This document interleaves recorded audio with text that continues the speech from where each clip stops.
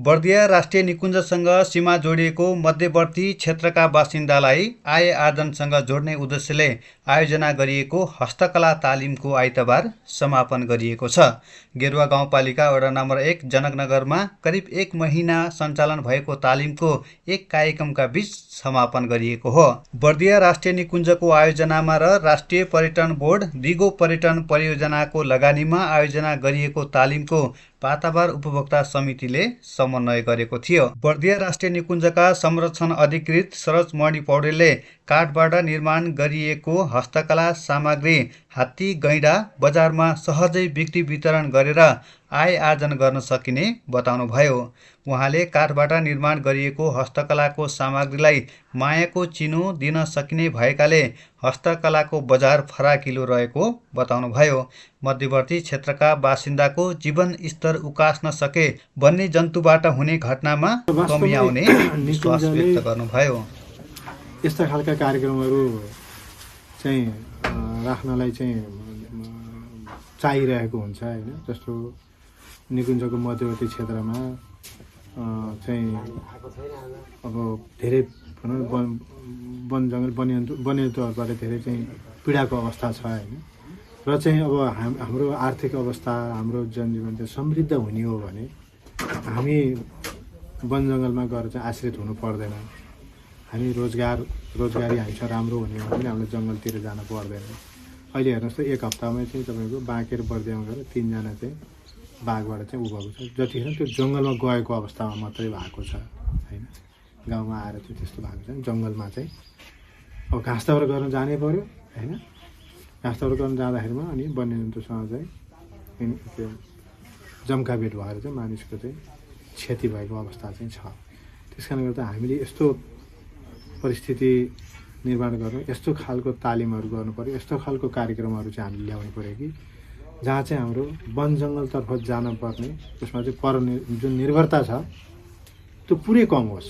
कार्यक्रममा बर्दिया राष्ट्रिय निकुञ्ज मध्यवर्ती क्षेत्र व्यवस्थापन समितिका अध्यक्ष हेमन्त आचार्यले मानव वन्यजन्तुको बीचमा हुने द्वन्द्व न्यूनीकरणका लागि यस्ता सिपमूलक कार्यक्रम महत्त्वपूर्ण हुने बताउनुभयो। पुर्खा हिजोदेखि चाहिँ हरेक किसिमको हेर्नु त हाम्रो कलात्मक चिजहरू कति छ। घरमा कति राम्रो थारूले आफ्नो घर सुन्दर बनाउन के गरे हुँदैन। चाहे तपाईँ भुइँमा हेर्नुहोस्, यो गुन्द्रीको कुरा हेर्नुहोस्, आगो बाल्ने ठाउँमा चुलोको कुरा हेर्नुहोस्, रोटी पकाउने ठाउँमा होला, चटनी पिस्ने ढोक्नीका कुरा होला होइन, ढकिया डेलियाका कुराहरू होइन, मान्छे आउँदा एउटा उपहार दिने हिजोदेखिको संस्कार छ, कपडाका कुरा छन् होइन, खानाका कुराहरू छन्। यो आफैमा एउटा संस्कृतिको धनी कला भएको क्षेत्र पनि हो। र आफै हिजो प्रकृतिसित उहाँहरू आफै बचेर आउनु भएको, चाहे पूजासितका कुरा हुन्, त्यो बेला चाहिने कलात्मक कुराहरू, हिजो गुरुवा गर्दाखेरि यिनी चिजहरू माटोको बनाएर पनि उहाँहरूले चाहिँ आफ्नो देउता मान्नुहुन्छ होइन। त्यही चिजलाई अहिले परिमार्जित गरे त हो नि। माटो फुट्न सक्छ, सबै ठाउँ नपुग्न सक्छ भनेर काठको कुरा आएको नि। यो त थारूले ल्याएको कुरा हो। यो कुनै आर्किटेक्चरले छुट्टै अमेरिकाबाट ल्याएको चिज होइन। हिजो उहाँले जसलाई पूजा गर्नुहुन्थ्यो त्यो चिजलाई अहिले के कलात्मक तरिकाले होइन, यसको दिगोको हिसाबले चाहिँ काठका कुराहरू आए समय अनुसार कि माटोको अझै चलिरहेको छ भने यस्तो चिजलाई अब हामीले जगेर्ना पनि गर्ने र त्यसको लागि चाहिँ सरकारले चाहिँ लगानी पनि लाउने। त्यो अहिले जुन खालको हामीले जस्तो ढकिया डेलियाको कुराहरू पनि गर्छौँ। तपाईँ बत्तीमा अहिले आकर्षक किसिमका चाहिँ तपाईँको यो डेलिया ढकियाका यो हामीले काठमाडौँबाट ल्याइरहेको छौँ। चिज हाम्रो बर्दियाको काठमाडौँ जान्छ, काठमाडौँबाट कोही अर्को मान्छेले चाहिँ उत्पादन गरेर फेरि बर्दियातिर पठाउँछ भने यस्ता चिजहरू पनि त्यही हुन्। र आज जुन खालको निकुञ्जले एउटा होइन सरकारले आफूले आर्थिक पैसा खोज्यो र आयोजना गर्यो, जुन समिति मार्फत एउटा यहाँ समन्वय भयो। हामीले चाहेको पनि यो समिति पनि स्ट्रङ हुने, निकुञ्ज पनि बलियो हुने र हामी सबैजना चाहिँ बलियो भइसकेपछि समुदाय अटोमेटिक बलियो हुन्छ। समुदायको इच्छा अनुसारको कामहरू हुन्छन् भने प्रत्यक्ष अब यो त फुर्सदमा गर्ने काम पनि हो नि त। दिनभरि आफ्नो काम गर्ला विद्यार्थीले हामीले चाहिँ पढ्दै, अहिले सरकारको नीति पनि हो पढ्दै कमाउने उमेर भन्ने छ भने उनीहरूलाई सिकाउँदै जाने हो। पुस्ता हस्तान्तरण पनि हुने र हाम्रा कलात्मक चिजहरूले चाहिँ हामीले चाहिँ दिगो आयोजनको कुरा पनि गर्न सक्छ। कार्यक्रममा बिन्द्रा उपभोक्ता समितिका अध्यक्ष मिन बहादुर साउदले मध्यवर्ती क्षेत्रका बासिन्दाले संरक्षणमा हामीले धेरै योगदान पुर्याएका छौँ, तर हामीले निकुञ्जबाट के पायौँ भन्ने प्रश्नको जवाब यस्तै सिपमूलक कार्यक्रमले गर्ने बताउनुभयो। बर्दिया राष्ट्रिय निकुञ्जका जनावर जीव जन्तुहरूलाई संरक्षण गर्नुपर्छ। नेपाल सरकारको सम्पत्ति हो राष्ट्रिय निकुञ्ज र हाम्रो यसलाई बचाउने कर्तव्य हो भनिराख्दा संरक्षणकै क्रममा हामीहरूले कतिपय मानवीय क्षति पनि भोग्नु परेको छ। जीवधनको क्षति भोग्नु परेको छ, आएर घर फालिदिन्छ।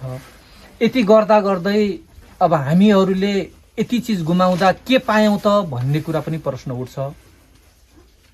अब यस्ता कार्यक्रमहरू दिएर यहाँका उपभोक्ताहरूलाई आत्मनिर्भर हुने किसिमको सिपमूलक तालिमहरू टाइममा बर्दिया राष्ट्रिय निकुञ्जले र निकुञ्जसँग आबद्ध सङ्घ संस्थाहरू मार्फतबाट भए पनि कार्यक्रम गरिरहेको छ।